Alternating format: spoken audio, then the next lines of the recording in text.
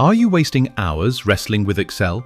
You're not alone. Today I'm revealing the 5 most common Excel mistakes beginners make and exactly how to fix them so you can work faster, smarter and impress your boss in no time. Hey everyone, welcome back to Let Me Explain, where I break down tech tips into bite-sized tutorials.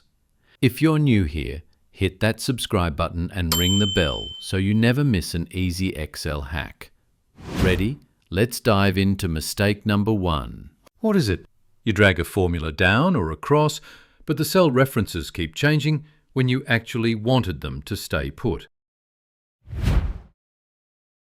Use the $ to lock rows and/or columns.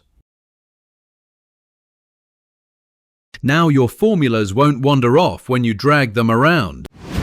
What is it? Typing constants directly into formulas like equals B3 times 1.15 instead of referencing a cell. The math works, for now. But if the tax rate changes, say to 120, you'll have to manually find and update every formula. This gets messy in large spreadsheets. If in C3 we type B3 times $C$6 and drag the formula down to C5, it will work. Now, if the tax rate changes to 120, all values in column C will automatically update. What is it? Letting anyone type anything into your spreadsheet, leading to typos, wrong dates, or invalid entries? So let's stop bad data at the door with data validation, your guardrails against typos and nonsense entries. Select B2 through B4, then head to the Data tab and click Data Validation.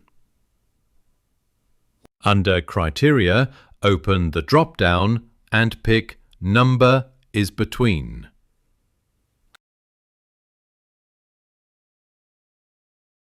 Make sure Show Warning or Reject Input is set to Reject, so bad entries can't be entered.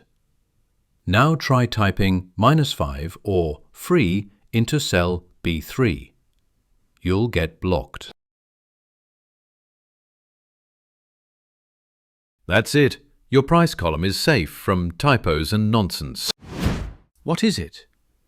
Using cryptic cell references like equals sum A2 to A101 instead of meaningful names, let's make our formulas self-documenting by naming ranges.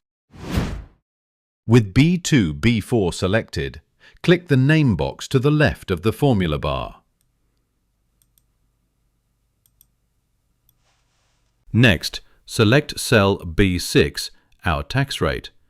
Click the name box, type tax rate and press Enter. Now go to C2 and enter equals price times tax rate. Press Enter. Your formulas are now readable at a glance. No more hunting for cells. What is it? Treating your data as plain text, missing out on visual cues like highlighting duplicates, top performers or errors. Let's bring these numbers to life with conditional formatting. With C2, C4 selected, go to the Format menu and choose Conditional Formatting.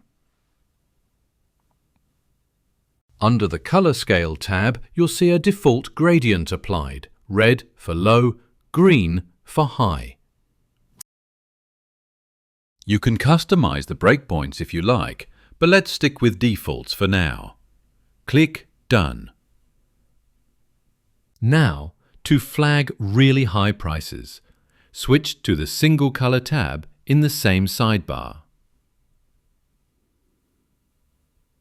Choose a fill color, for example, bold red, and click Done. Now, any final price above $2 will be highlighted strongly. That's it.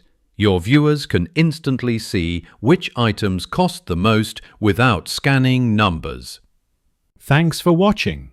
Which mistake did you make most often? Drop a comment below. If this helped you, give it a thumbs up, share it with a friend, and don't forget to subscribe for more Excel tips every week.